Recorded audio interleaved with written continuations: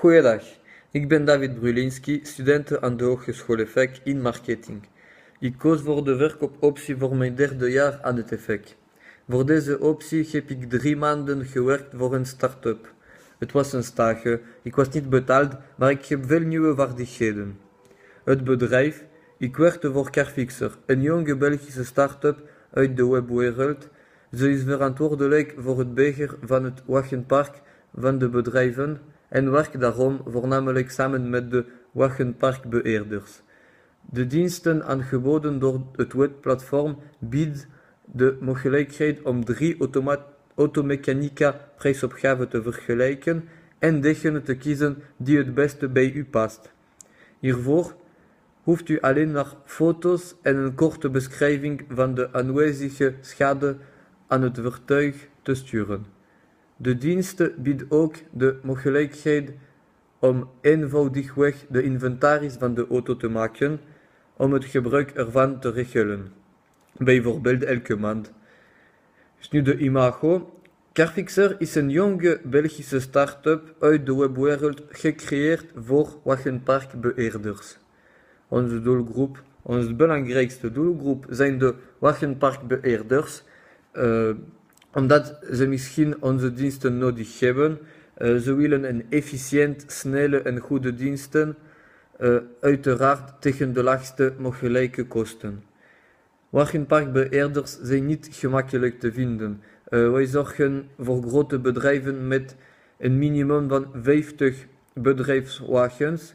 We zoeken bijvoorbeeld naar bedrijven op Google en bellen het huisnummer om de fleetmanager te vragen. Ten tweede gaan we achter automechanica aan omdat een beschadigde auto moet worden gerepareerd.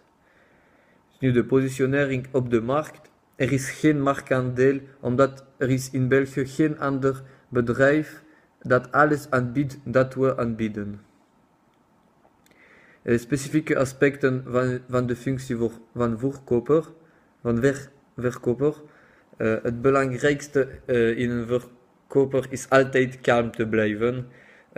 Een goede verkoper moet eerst zijn product of diensten te kennen. Wanneer u aan het bellen bent, moet u altijd notities maken, zodat u later niets vergeet. We moeten veel vragen stellen aan onze klanten tijdens interviews, zodat onze klant weet dat we in hem geïnteresseerd zijn. We moeten ons altijd voorbereiden op een interview. Een goede verkoper moet altijd van tevoren zijn. Ja, het is heel belangrijk. Zie de positieve en de negatieve feiten die ik heb geleerd. Eerst de negatieve. Dus ik moet veel tijd aan de telefoon besteden. Ik moet met ontevreden klanten behandelen. Het is heel moeilijk om een enkele afspraak te krijgen. En nu de positieve punten.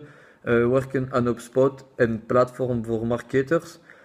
Er is veel menselijk contact. Deze start vergroot mijn zelfvertrouwen.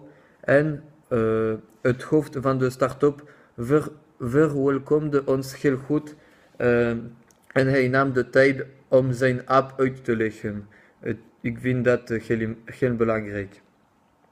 Dus invloed op mijn toekomstige keus. Ik weet nu hoe het marketer zijn baan eruit ziet. Ik ben niet geïnteresseerd in het werken voor een bedrijf in deze sector. Ik ben plan op mijn eigen bedrijf te beginnen en wat ik tijdens mijn stage heb geleerd zal me zeker helpen voor dat. Dank u.